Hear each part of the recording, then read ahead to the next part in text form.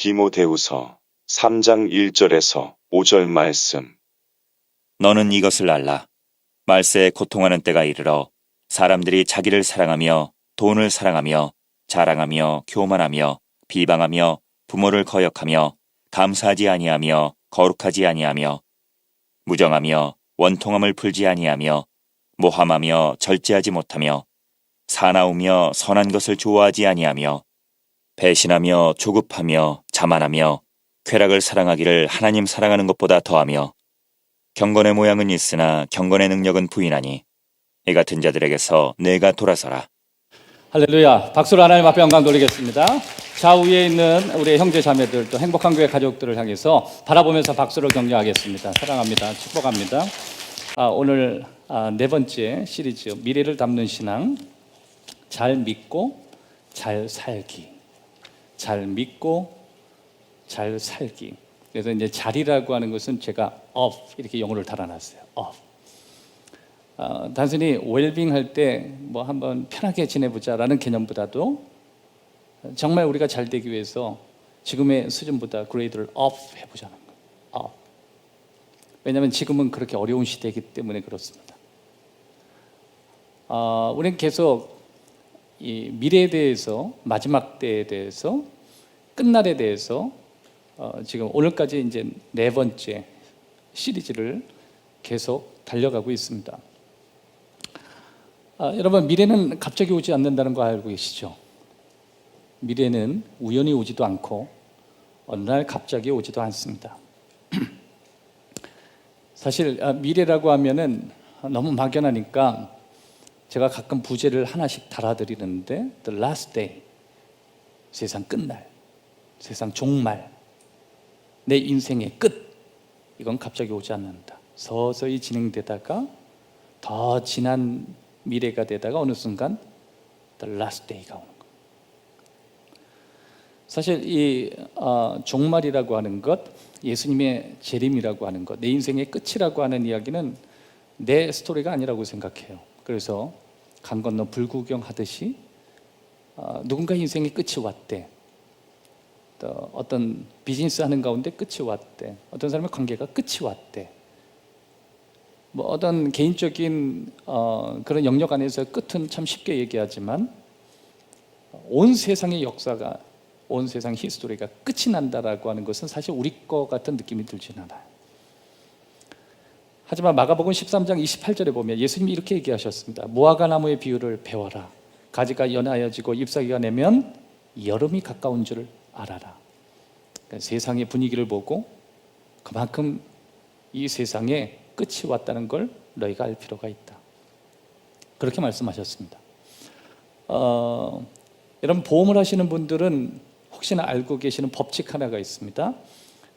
하인리히 법칙이라고 하는 거예요. 한린 법칙 1, 29, 300이라고 하는 법칙에서 사실 보험에서 가지고 있는 그 중요한 법칙이에요. 1, 29, 300. 보통 이 보험 전체의 연구를 할 때, 보험 전체의 사건 사고를 연구할 때 약 한 7만 5천 건을 분석했다 그러죠. 그런데 1은 뭐냐면 큰 사고 한 건이에요. 그런데 큰 사고 한 건이 일어나기 앞서 작은 사건 29건이 일어나더라는 거예요.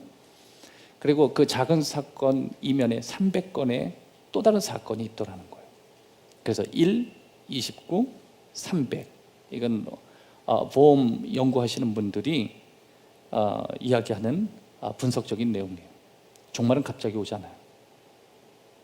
작은 여진을 통해서 올라오는 거예요. 지진이 갑자기 오지 않아요. 지진이 일어날 경향을 주면서 지진이 나타나요. 예수님이 갑자기 오지 않아요. 마지막 때가 온다. 뭔가 자꾸만 주님이 오신대요. 그냥 돈이나 날라왔으면 좋겠는데. 네? 뭐 이상한 거 자꾸만 날라온다 그러니까 우린 그게 두려운 거예요. 사실 뭐 축복이 온다, 뭐 능력이 온다, 집 한 채가 떨어진다 이러면 뭐 하느님 웰컴 그럴 텐데 끝이 온다 그러니까 기분 굉장히 안 좋은 거예요. 오늘 아무래도 끝에 대해서 주시는 주님의 음성을 저와 여러분이 듣는 시간이 되기를 원합니다. 미래는 결코 갑자기 오지 않는다는 거죠. 징후가 있고 징조가 있다는 거예요. 적그리스도가 있을 것이다. 전쟁이 일어날 것이다. 기근이 일어날 것이다. 여러 가지 작은 빈도의 사건들이 일어날 것이다. 그게 바로 종말이 가까웠음을 알라라고 하는 말씀입니다. 여러분, 사실 그런 것 말고도 이전에 있지 않았던 일들이 요즘 너무 자연스럽게, 너무 강력하게 어필하면서 나타나요. 대표적인 게 동성끼리의 사랑이에요. 우리는 그것을 정죄하는 것은 아니지만 그것이 그렇게 건강한 것은 아니라고 우리는 알고 있어요. 자기 자녀가 동성적인 사랑을 나눈 거에 대해서 항의하는 부모를 감옥에 집어넣습니다. 우리나라의 스토리가 아니라 미국의 이야기. 대통령도 그 부분에 대해서 어떻게 하지 못할 정도로 대중적인 사고 체계를 갖고 또 법적인 조항까지 넣을 정도로 아주 심각한 문제가 되기 시작합니다. 하나님의 창조에 대한 것도, 또 예수님이 우리를 위해서 십자가에 못 박힌 것도 그들의 주제가 아니에요. 그냥 오늘 하루 살고 오늘 즐겁게 사는 것이 우리의 주제이다. 이것이 요즘 저와 여러분이 21세기에 느껴지는 그런 감정들이에요. 혹시 여기 자녀들을 두고 계신 부모님의 입장에서는 그런 분위기 속에 여러분 자녀들이 학교를 다닐 거고, 앞으로 그런 분위기가 더 짙어질 거고, 여기에 대해서 어떻게 항의하지 못할 정도로 제도화가 될 것이고, 그리고 그들은 힘겹게 신앙생활을 하게 될 것입니다. 예수님이 이렇게 말씀하셨습니다. 마지막 때가 올 때 이런 징후가 있을 것이다. 그러기 위해서 저와 여러분들이 꼭 갖춰야 될 신앙생활의 태도가 있어요. 그거는 뭐냐면 성실하게 신앙생활하는 거예요. 깨어있는 거예요. 마냥 주님이 오실 그 마지막을 기다리는 게 아니라 내게 주신 소명과 또 믿음의 길을 성실하게 감당하면서 내게 주신 고난이 무엇인지, 또 내게 맡겨주신 소명이 무엇인지 거기에 집중하면서 성실하게 살아가는 것, 그리고 성실하게 깨어서 살아가는 것, 이것이 이 마지막 때 우리들이 살아가는 조심스러운 모습 가운데 하나입니다. 그러기에 앞서 가장 확실한 길 가운데 하나는 말씀 따라 살려고 노력하는 거예요. 말씀이 선포되는 그곳에 내 시간을 두고, 내 걸음을 그곳에 두고, 또 어떻게 하면 하나님의 말씀에 내가 더 가깝게 살 것인가에 대해서 좀 귀를 좀 기울여 보고, 또 하나님의 말씀이 내가 살 길이라고 생각하고 거기에 내 삶을, 에너지를 거기다 쏟는 것. 아무튼 여러분, 이 시대는 뭔가 오고 있는 건 분명해요. 뭔가 오고 있어요. 전 주님이 오실 날이 가깝다고 믿습니다. 저는 지난 몇 주간 동안 이 마지막에 대해서, 끝날을 어떻게 우리가 준비해야 되는지에 대해서 계속 제가 이야기해 왔고요. 또 그 예수님이 우리의 끝에 대해서 어떻게 설명하고 있는지 여러 군데 말씀을 인용하면서 여러분들하고 나누고 있습니다. 근데 참 저는 말씀을 보면서 특별히 그 말씀을 전하는 이 바울을 향해서 하나의 마음을 좀 갖게 됐어요. 그것은 너무 고맙다는 거예요. 왜냐하면 사도 바울은 자신의 영적인 아들 디모데에게 편지를 쓰고 있지만, 동시에 바울과 디모데와 함께 살았던 1세기 사람들이 어떻게 그 끝을 준비할 것인가를 설명하면서, 동시에 21세기를 살고 있는 우리들이 어떻게 이 끝을 준비할 것인가를 자세히 가이드라인을 주고 있다는 거예요. 저는 여러분, 저와 여러분들이 사도 바울이 디모데에게 하는 이 디모데 후서, 유적과 같은 이 말씀이 1세기 성도들에게만 하는 이야기가 아니라 21세기를 살고 있는 우리들의 마지막을 어떻게 준비하고 있는지, 막연히 뭔가 우리에게 오는 것이 우리에게 두려움이나 공포 가운데 준비하는 것이 아니라 우리에겐 희망이 되기를 원하고, 우리에겐 소망이 되기를 원하고, 또 우리에겐 분명한 확신을 주는 그런 믿음의 이유가 되기를 주의 이름으로 축원합니다. 그렇게 아름다운 희망과 소망으로 우리가 우리의 마지막을 준비하기 위해서 첫 번째, 하나님의 자녀들이 해야 될 것이 있습니다. 안전벨트를 묶는 거예요. 안전벨트를 매는 것입니다. 여러분, 비행기를 타보신 분들은 아마 경험해 보셨을 거예요. 기류를 만나는 거예요. 아무런 장애가 없는 듯 공중을 이렇게 잘 나는 비행기가 어느 순간 기류를 타기 시작하면 이 조종칸에서 우리들에게 제시하는 이야기들이 있습니다. 안전벨트를 꽉 매주십시오. 평상시에 맬 필요는 없지만 기류를 통해서 비행기가 흔들리질 때 안전벨트를 매라, 그렇게 이야기해요. 디모데후서에서 바울이 우리들에게 설명하는 이 여러 가지 나열하고 있는 1절부터 5절까지의 내용을 보면, 이거를 크게 보면 당신의 신앙생활에 안전벨트를 매셨습니까? 그거예요. 당신의 신앙생활에 안전벨트를 매셨습니까? 이제 곧 기류가 나타날 거라는 거예요. 때가 이름에 당신의 신앙을 흔들리는 요소들이 나타날 것입니다. 당신의 신앙생활이 어느 정도 시점에 흐를 때 징후가 나타날 것입니다. 막 흔들리기 시작할 것입니다.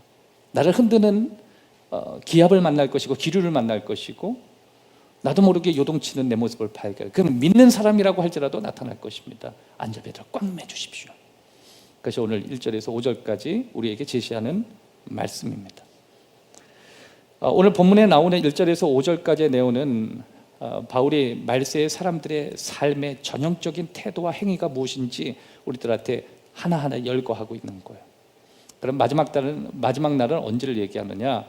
예수님이 부활하셔서 모든 제자들을 보는 앞에서 공중으로 올라가는 그 시간으로부터 말세는 시작됐어요. 왜냐하면 올라가신 그대로 다시 내려오시겠다고 말씀하셨기 때문에 그래요. 그러니까 예수님이 아직 안 오셨으니까 1세기의 성도들도 말세를 살았고 21세기를 살고 있는 저와 여러분도 마지막 때를 살고 있는 거예요. 오늘 저와 여러분이 살고 있는 것은 마지막 때. 물론 1세기에 올라가신 예수님이 여태 안 내려오고 계셔. 어떤 사람은 주님 안 내려오시네요. 2세기에도 안 오시고 3세기에도 안 오시고 20세기도 안 오시고 21세기가 됐는데도 오실 것 같지 않아요. 근데 우리는 하나님의 말씀을 믿어요. 오시리라. 오시리라. 내가 이 땅에서 살아가는 동안 오시지 않을 수 있지만 모든 성경에 예언됐듯이 주님은 오실 것이다. 그래서 어쩌면 저와 여러분들이 오늘 살아가고 있는 삶을 말세를 살아가는 삶인 건 분명합니다. 예수님이 다시 오시기 전까지 세상의 타락은 극에 달할 거래요. 1절 보겠습니다. 고통하는 때가 이르게 될 것이다. 이 고통하는 때라고 하는 언어적인 의미는 견디기 힘들 것이다, 너에겐 굉장히 위험할 것이다, 또 믿는 사람들에겐 힘든 시간이 될 것이다 라고 하는 원어적인 의미가 있어요. 그런데 이 고통하는 때라고 할 때 이 고통하는 이라고 하는 어근과 같이 쓰여지는 헬러가 있는데 마태복음 8장 28절에 나오는 내용이에요. 이 8장 28절에 보면 사나운 귀신 들린 자를 언급할 때와 같은 어근으로 쓰고 있어요. 여러분, 사나운 귀신 들린 사람이 얼마나 고통스러워했어요? 그러나 그가 나타났던 표현은 사나웠어요. 고통하는 때가 이르더니 많은 사람들이 그런 사납게 귀신 들린 사람들의 모습과 같은 태도를 보일 것이다.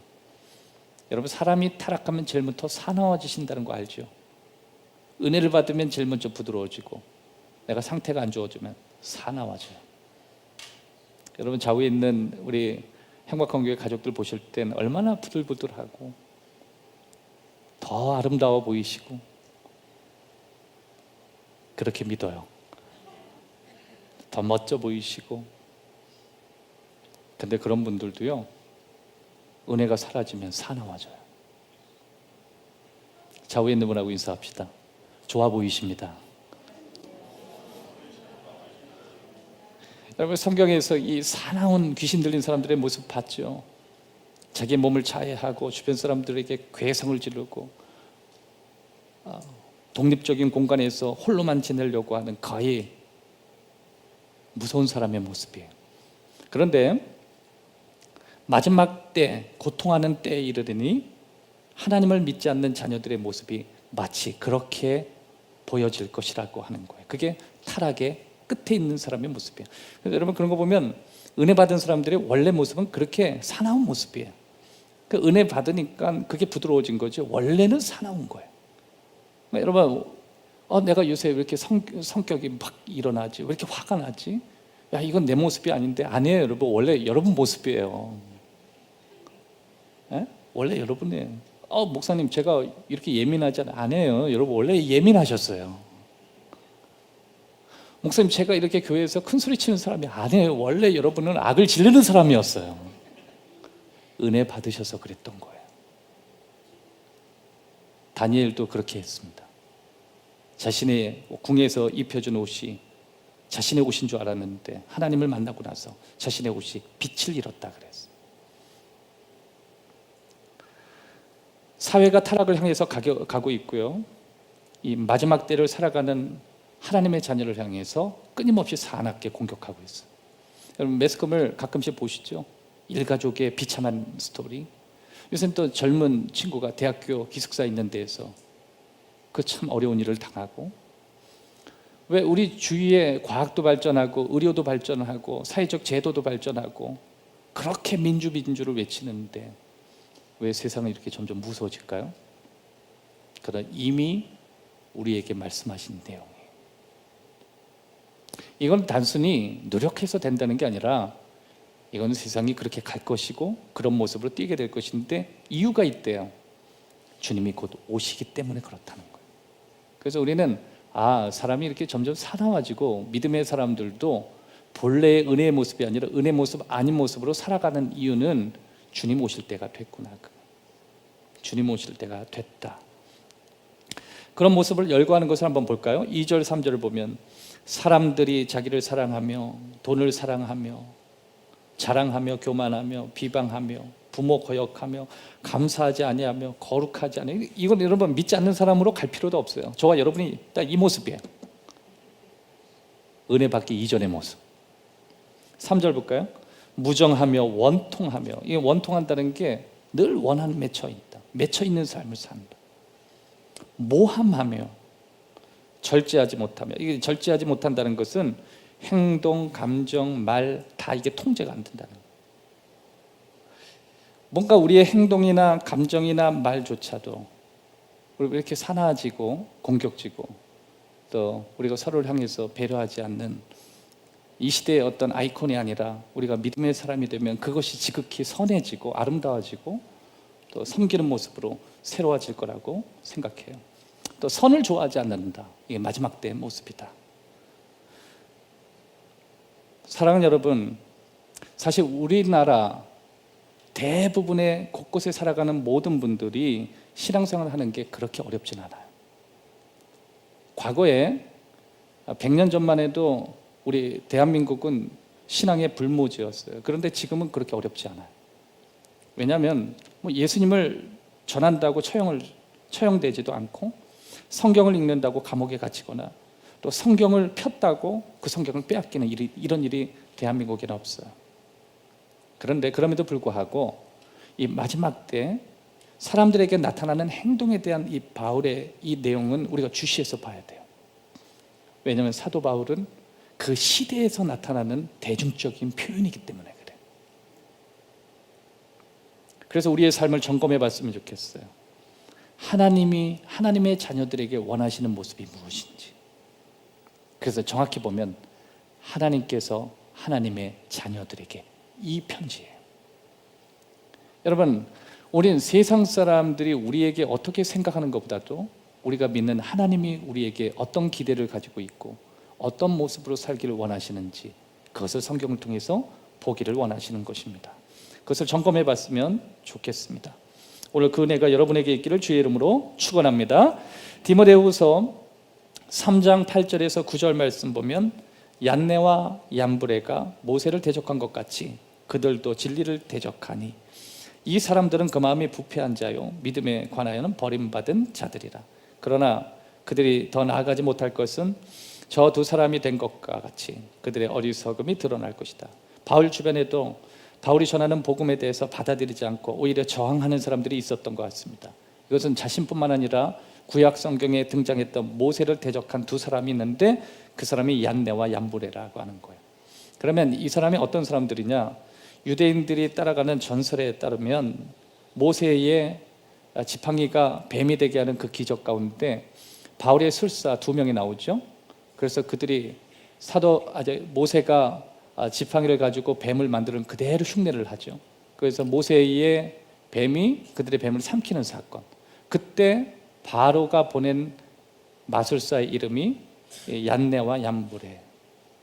하나님의 말씀을 가지고 흉내를 내고 하나님의 말씀을 저항하기 위해서 다른 기적들을 보이면서, 그러니까 오늘날도 여러분 곳곳에서 예수 그리스도의 이름으로 외칠 때 귀신이 나가기도 하고, 예수 그리스도 이름이 선포될 때 여러 가지 우리의 질병이 치유되기도 하고, 그럼에도 불구하고 하나님의 진리가 아닌 영역에 속해 있는 사람이 그것을 흉내내는 경우가 있고, 그러니까 여러분 이 마지막 때는요, 예수 이름으로도 병을 고쳐지지만 예수 이름 밖에서도 병을 고쳐요. 예수 그리스도의 이름으로도 귀신을 쫓아내지만 예수 그리스도 이름이 아닌 것으로도 귀신을 쫓아내는 흉내를 해요. 그래서 기적을 갖고 저 사람이 하나님을 믿는 사람이다 아니다로 논할 수가 없어요. 그래서 우리가 이 마지막 때에 분별할 수 있는 건 하나님의 말씀이에요. 아무리 진리가 능력이 있고 아무리 매력적이라도 그들이 가지고 있는 그 진리가 하나님 말씀 밖에 있다면 우리는 받아들일 수 없는 거예요. 얀네와 암므레가 그렇게 진리를 흔들었다. 지금 내 주위의 거짓 선생들이 이렇게 하나님의 순수한 복음을 그렇게 공격하고 그렇게 호도하고 그렇게 힘들게 하고 있다. 그렇게 얘기하고 있습니다. 사도 바울은 디모데에게 그러한 내용에 대해서 계속해서 권면하면서 하나님께 순종하고 또 예수 그리스도를 위해 헌신된 사람들이 박해를 받을 것이라고 디모데에게 권면하고 있는 것입니다. 요한복음 15장 18절에 보면 예수님이 이렇게 말씀하셨습니다. 세상이 너희를 미워하면 너희보다 먼저 나를 미워한 줄 알라. 나를 박해하였은즉 너희도 박해할 것이다. 사랑하는 여러분, 저와 여러분들에게 하나님의 은혜가 풍성해지는 은혜가 있기를 주의 이름으로 축원합니다. 특별히 이 마지막 때에는 마귀가 위조하는 하나님의 임재와 역사들이 계속 등장할 거예요. 그래서 성령 받은 사람은 하나님의 말씀으로 위조된 그들의 모습들을 분별해 내야 될 것입니다. 누가복음 12장 2절에 보면 감추인 것이 드러나지 않을 것이 없고 숨긴 것이 알려지지 않을 것이 없다 그랬습니다. 하나님의 진리가 선포될 때 세상에 거짓된 건 다 드러날 거예요.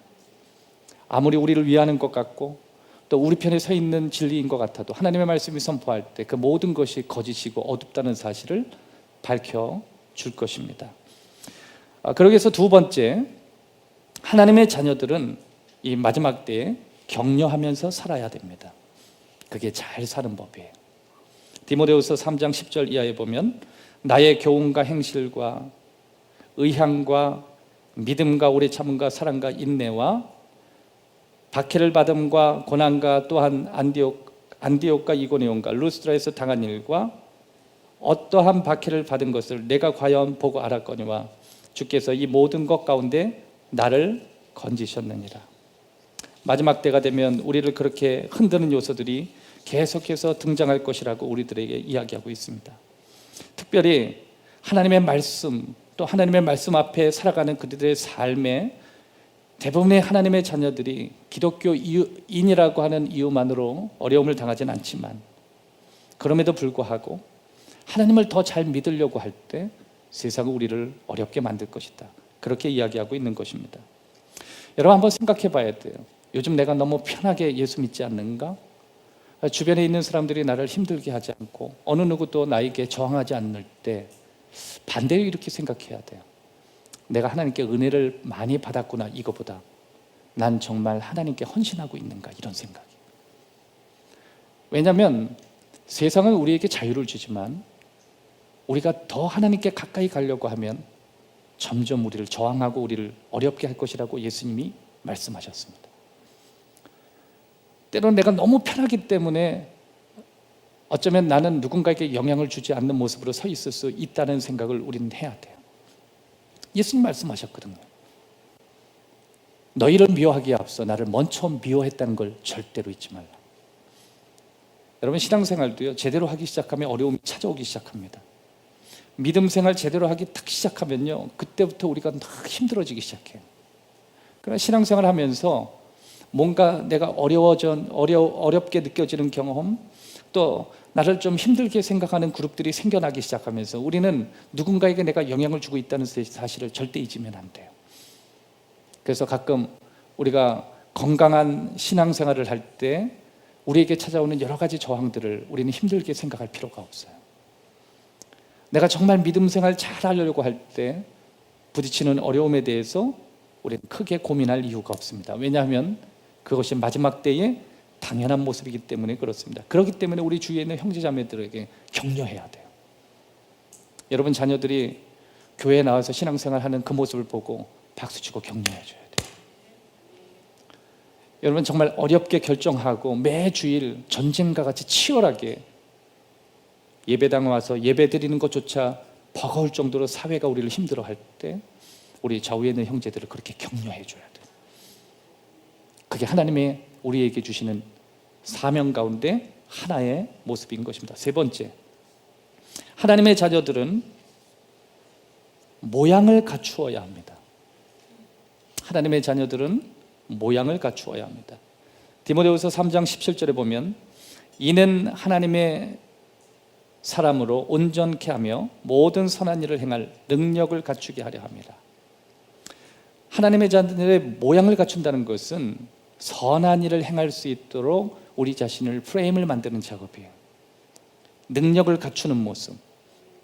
하나님은 무엇이 옳은지 우리들에게 보여주면서 우리가 하나님 뜻대로 살아가기를 오늘도 원하십니다. 그러기 위해서 하나님은 우리가 꾸준히 준비하기를 원하세요. 여러분, 하나님께서는 우리들이 경건한 모양을 자꾸만 갖춰가기를 원하세요. 전 여러분을 축복합니다. 여러분의 경건한 모습이 무너지지 않기를 주의 이름으로 축원해요. 우리 한번 생각해 봐야 돼요. 나는 얼마나 하나님이 나를 쓰시기 위해서 내가 어떤 거룩한 모양들을 포기하지는 않았는지, 동시에 하나님의 말씀에 얼마나 많은 시간을 내가 투자하고 있는지, 그리고 하나님의 말씀에 대한 확신과 또 믿음을 얻기 위해서 난 얼마나 하나님의 말씀을 규칙적으로 읽고 있는지, 또 하나님의 말씀을 단순한 구절만이 아니라 성경 전체를 보기 위해서 얼마나 나는 성경을 읽는 일에 계획을 가지고 있는지, 하나님은 언제나 우리가 아름다운 모양을 갖춰가기를 원하시는 거예요. 가끔 우리는 신앙생활 하는 데 있어서 많은 부분을 포기하고 경건한 모양도 포기하고 많은 걸 포기하고 살아요. 그런데 하나님 우리가 믿음의 모양들을 포기하지 않기를 원해요. 어느 순간 식사 시간에 했던 기도조차도 그 아름다운 모양조차도 포기하고 이제는 그냥 먹는 게 우상이 돼가지고 음식 앞에 수저부터 올라가는 그런 모습이 되어진 모습이 된다면 하나님 경건한 능력을 갖추기 위한 아름다운 모양을 가져올 수 있도록 도와주십시오. 좋은 자리에서 가족이 함께 기도할 수 있는, 그리고 누군가를 아름답게 섬기기에 넉넉하게 준비될 수 있는 습관 같은 경건의 모습들, 이런 모양들이 결코 포기하지 않기를 원합니다.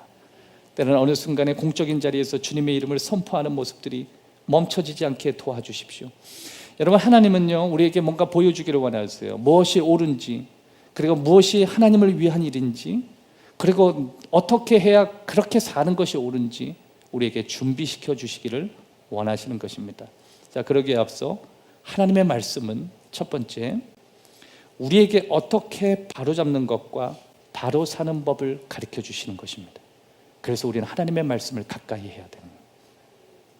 디모데후서 3장 16절 말씀 보면 모든 성경은 하나님의 감동으로 된 것은 교훈과 책망과 바르게 함과 의로 교육하기에 유익하니, 앞에 있는 교훈과 책망이라고 하는 것은 바로 잡는 기능이고, 바르게 함과 의로 교육하기에 유익한다는 것은 바로 사는 법을 가르쳐 주시는 거예요. 하나님의 말씀은 우리에게 바로 잡는 것과 바로 사는 것을 같이 가르쳐 줘요. 우리 삶에 이탈되어 있는 많은 요소들이 하나님의 말씀을 통해서 바로 잡는 기능들을 배워가기 시작하는 거예요. 어느 순간 하나님의 뜻과는 너무 멀리 서 있는 나의 삶의 모습을 말씀을 들을 때 다시 하나님의 말씀 앞에 서기로 바로잡게 되어지는 은혜와, 이제부터 내가 어떤 결심으로 어떻게 살아야 될지 방향을 잡을 수 있도록 성경 우리에게 가르치고, 그런 기능이 유익하다고 사도 바울은 우리에게 설명하고 있습니다. 누가복음 6장 47절 이하의 말씀 보면 예수님이 이런 말씀을 하셨습니다. 내 말을 듣고 행하는 자마다 누구와 같을 것을 너희에게 보여주리라. 집을 짓고 깊이 파고 주추를 반석 위에 놓은 사람과 같으니 그 사람은 큰 물이 나고 탕류가 일어나도 요동하지 않고, 듣고 행하지 않으면 흙 위에 집을 지은 사람과 같으니 탕류가 부딪힘에 파괴됨이 심하니라. 하나님의 말씀이 내 삶을 바로잡고 또 내가 어떻게 살아야 될지를 가르쳐 줄 때 그 사람의 신앙은 견고한 믿음이 될 거예요. 특별히 이 마지막 때에 흔들리지 않을 거예요. 안절배틀을 메고 그리고 온갖 내 자신이 세상 가운데 흔들리지 않도록 나를 지켜줄 수 있는 그런 유일한 하나님의 모양을 갖추는 능력이 말씀이 될 것입니다. 그러기 앞서 많은 적극적인 성도들 가운데 한 25% 정도만 하나님의 말씀을 바탕으로 산다 그래요. 25% 정도는 하나님의 말씀을 바탕으로 도덕적, 윤리적, 현실적인 결정을 내리고 살아간다 그래요. 근데 교회 안에서 하나님의 말씀으로 자기의 삶을 적용해서 사는 사람은 25%밖에 안 된다. 여러분, 인생의 주인은 내가 될 수 없어요. 따라합시다. 인생의 주인은 내가 될 수 없다. 그리고 결국 교회 안에서도 25% 정도만 자신의 인생, 자신의 것이 아니라 주님이라고 고백한다는 거예요. 하나님의 말씀을 자기의 삶에 적용한다는 거예요. 여러분, 우리는 중간신앙이라는 건 있을 수 없어요. 우리는 한쪽에 치우친 신앙을 할 수밖에 없어요. 예수님이 나의 주인이 되시거나 마귀가 내 주인이 되거나, 예수님이 나의 모든 것이 되시거나 아니면 세상이 나의 전부가 되거나. 그런데 예수님이 주인이 되면 우리 안에 살아가는 회복의 역사가 일어나기 시작합니다. 묶인 것이 풀리기 시작해요. 헛됨에서 풀려나요. 염려에서도 풀어나요. 두려움에서도 사라져요. 결국 지옥이라고 하는 영원한 심판에서 우리는 자유를 얻게 돼요. 그래서 우리는 우리 삶의 가장 중요한 기초를 하나님의 말씀에 둬요. 그래서 그리스도인이라고 하면 자신의 삶의 행동에 영향을 주는 가장 중요한 척도는 하나님의 말씀이어야 해요. 그러기 위해서 말씀을 읽는 저와 여러분 되기를 주의 이름으로 축원합니다. 20%는 옳다고 생각하는 것에 따라 선택하는 크리스찬들이 있대. 하나님의 말씀이 적용점이 되지 않고 자신의 사고체계가 적용점이 되는 사람이 20%라고 그렇게 리서치를 하면서 조사되었습니다. 10%는 부모님께 배웠던 가치관이나 간습에 따라 도덕적인 윤리적인 결정을 내리는데요. 그러니까 좋은 부모를 만났으면 적당히 좋아지는 거고, 정말 그 부모님이 잘못 가르치면 그 사람은 정말 망하게 되는 거예요. 여러분들이 자녀에게 양육할 때 여러분이 정말 건강하지 않으면 여러분의 자녀들의 인생은 정말 어려워지는 거예요. 어쩔 때는 내가 정말 건강한지 건강하지 않는지, 내가 믿음으로 잘 서 있는 사람인지 잘 서 있지 않는지 우리가 분별이 안 될 때가 있어요. 난 정말 믿음이 있다고 생각하는데 자녀들이 볼 때 자라나면서 평가들은 아니라고 판단할 수 있어요. 자녀들이 여러분의 신앙을 평가하는 날이 옵니다. 사춘기가 지나면 평가돼요. 사춘기 이전에는 부모의 신앙을 잘 모릅니다. 엄마가 가자는 대로 가고 세상에서 먹을 걸 사주고 의식주만 해결해주면 그냥 부모님이 하나님처럼 보여요. 그러나 내 자식이 아닌 사춘기가 오고 있습니다. 그 자녀는 내 부모가 어떤 부모인지 알아요.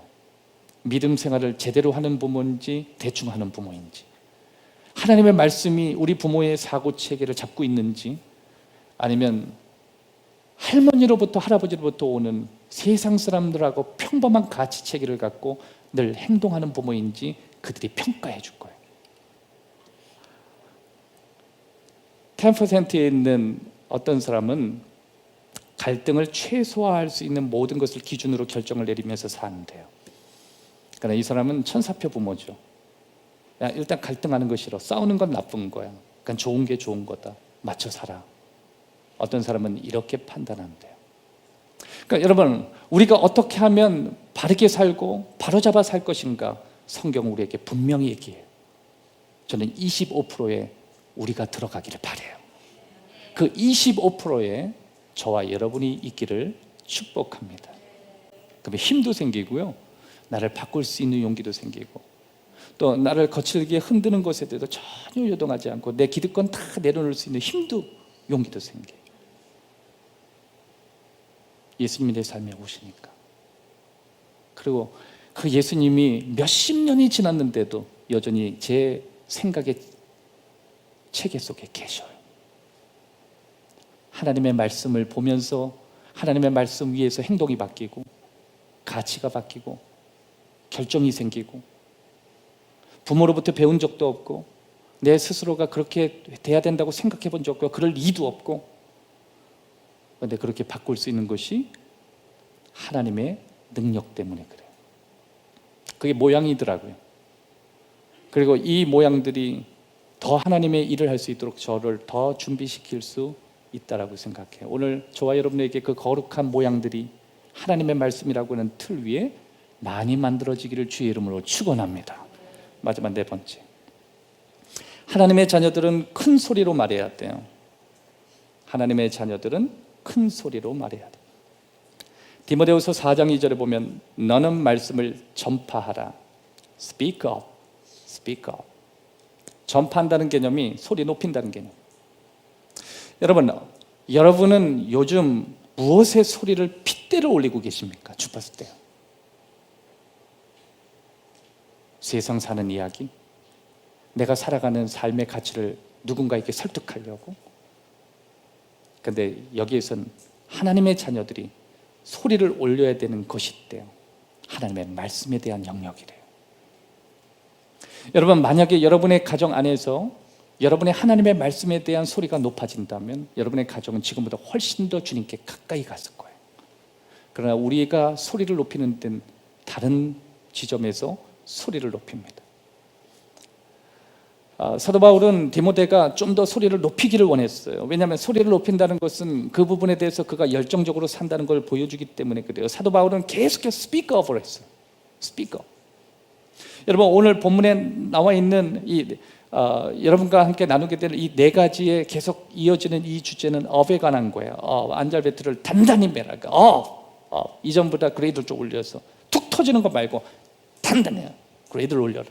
이전에 있는 안절배트가 아니라 좀 더 이전에 격려하는 삶을 살았다면 점점 주님이 오실 날이 가까울수록 사나운 사람들이 일어나니까 근데 그레이드를 올려야 됩니다. 격려도 그냥 피상적인 격려가 아니라 업그레이드. 하나님의 모양의 틀을 자꾸만 부시고 포기하고, 수많은 사람들이 이런 틀 말고 편하게 살길래 평지에서 살고 싶다. 예수의 이름이라는 것들을 다 지워버리고 그냥 내 몸이 가는 대로, 내 생각이 가는 대로, 부모에게 배운 대로, 내가 의식되는 대로 그냥 나 편하게 살고 싶다. 이럴 때 우린 그걸 가지고 와야 돼. 그 틀을 만들어야 돼. 동시에 하나님의 말씀을 계속 외치는. 여러분, 오늘날 많은 그리스도인들이 예수님을 믿게 된 이유는 사도 바울과 같은 사람처럼, 또 본문에 디모데와 같은 사람들이 자신의 소리를 복음으로 외쳤기 때문에 가능한 거예요. 가로되 주 예수를 믿으라. 그리하면 너와 내 집이 구원을 얻으리라. 여러분, 이 말씀 믿지요? 저는 이게 오늘도 이루어지고 있다는 걸 저는 믿습니다. 여러분과 여러분의 가정이 예수 그리스도의 이름으로 구원을 되기를 주의 이름으로 축복합니다. 그러기 위해서 여러분들이 예수님의 이름을 스피크업 외치십시오.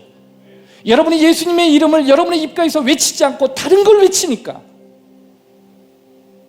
여러분이 살아가고 싶은 삶의 내용을 외친다거나, 여러분이 배웠던 가치체계를 외친다거나, 여러분이 평범히 살고 있는 누군가에게 의식된 습득된 것을 외치거나, 그렇기 때문에 여러분의 가정 안에, 여러분의 주변이 아무도 주님을 따르지 않는 것입니다. 여기 혹시 내가 가장이라고 생각할 때, 내가 가장으로서 내가 어떤 소리를 높이고 있는가 생각해요. 내가 집에 오면 내가 쥐꼬리만 하고 월급을 받고 내가 얼마나 힘들지. 내가 이거 하려고 막 새벽부터 나가는 이 늦게까지 이 욕을 얻어먹으면 공부도 지지리 못하고 내가 요새 죽고 싶다 막 이런 소리만 높이는 거죠. 아니면 이 땅에서의 삶이 고된 건 어쩔 수 없고 결국 주님이 오실 거니까 그때까지 우리 한번 힘내서 앞으로 한번 달려가 보자. 어떤 소리를 높이고 계시는지. 만약에 여러분의 입가에서 하나님의 말씀을 계속 외쳤다면 여러분의 자녀들이 여러분의 신앙을 동의해 줄 거예요. 그리고 어떤 사람은 더 과격하게 그 부모님이 믿고 있는 그 신앙 그 위에 있을 거예요. 스피커. 저절로 되는 건 없고 예수님은 갑자기 오지도 않아요. 여러분, 현재 인구로 볼 때 지구상의 인구 절반이 그리스도를 믿지 않아요. 저와 여러분이 지금 해야 될 가장 큰 사명 가운데 하나는 Speak of이에요. 요새 예수 믿는 사람이 예수님을 드러내지 않아요. 평상시에 여러분 내 삶에 유익이 있기 위해서 예수 믿는 것을 외치지 마십시오. 직장 상사가 예수 믿는 장로님이신데 제가 집사입니다 이럴 필요는 없어요. 뭐 그럴 분도 없겠지만, 그러나 정말 당신은 누구냐고 이야기할 때 제가 예수 믿는 사람이라고 때로는 이야기해야 돼요. 스피커. 여러분, 그러기 위해서 우리는 남들보다 좀 더 수고할 수밖에 없는 위치에 설 때도 있어요. 때로는 좀 억울한 위치에 설 수도 있어요. 어떨 때는 어떤 상사를 만나면요, 예수 믿는 사람한테 뭘 당했는지 하여튼 믿는 것들은 코로나 때부터 지금까지 없어져야 될 종족 가운데 하나야 그러더라고요. 아유, 하여튼 인간들이 없어져야 돼. 예수 믿는 것들 없어져야 내가 발 뻗고 살지 막. 우리 하여튼 이 최부장 같은 사람이 있어야 돼. 그럴 때 그 최부장이 여러분이라면 여러분은 가만 계시겠습니까? 그때 스피커, 제가 집사입니다. 그러면 말을 갑자기 바꾸실 거예요. 다 그런 건 아니야. 소수의 그리스도인을 건지십시오. 소수의 하나님의 자녀들을 건지십시오. 그 소수의 그룹에 여러분의 자녀도 있을 거예요. 여러분의 배우자도 있을 거예요. 여러분 때문에 누군가의 가정이 살아날 거예요. 오늘 잘 믿고 잘 사는 법을 4가지로 나눴습니다. 첫 번째, 이 마지막 때가 되면 안절백도 잘 매야 된다는 것. 두 번째, 이전의 격려보다 좀 더 적극적인 방식으로 힘있게 격려해야 되는 시기가 올 거라. 세 번째, 경건한 능력에 대한 모양들을 자꾸 포기하지 말. 내가 하나님을 믿었던 과거의 경건한 모습들을 하나씩 더 업그레이드를 시켜야 돼. 마지막 네 번째, 스피커. 이제 무언가 내가 예수 믿는 유리한 조건이 되었을 때 내 소리를 외쳐야 돼. 이것이 오늘 이 시대에 우리에게 불러주신 하나님의 소명입니다. 가슴에 손을 얹겠습니다. 기도하겠습니다. 살아계신 아버지, 우리는 성경 말씀 66권이 진리임을 믿습니다. 이 모든 말씀이 우리에게 이루어졌으며 또한 이루어지고 있음을 고백합니다. 동일한 하나님의 말씀처럼 부활하신 이후에 시작된 이 마지막 때의 그림이 그 예수님이 다시 이 땅에 오심으로 세상의 끝이 이루어진다는 사실을 우리 또한 믿습니다. 살아계신 아버지, 지금은 이 마지막 때의 풍경들이 우리를 굉장히 사납고 거칠게 느껴지지만 그럼에도 오늘 경건한 믿음의 모습들을 잃어버리지 않도록 잘 믿을 수 있도록, 그렇게 바르게 믿을 수 있도록 하나님의 말씀 위에 서 있는 우리 모든 신앙이 되게 하여 주옵소서. 하나님의 말씀 앞에 더 서 있기를 노력하게 하시고 규칙적으로 하나님 말씀 앞에 내 삶을 두기 위하여 몸부림치게 하시고 다시 내 흐트러져 있던 믿음 생활을 교정하기 위해서 또한 노력할 수 있도록 우리에게 은혜를 베풀어 주옵소서. 신실하신 아버지를 찬양합니다. 예수 그리스도 이름으로 기도하옵나이다.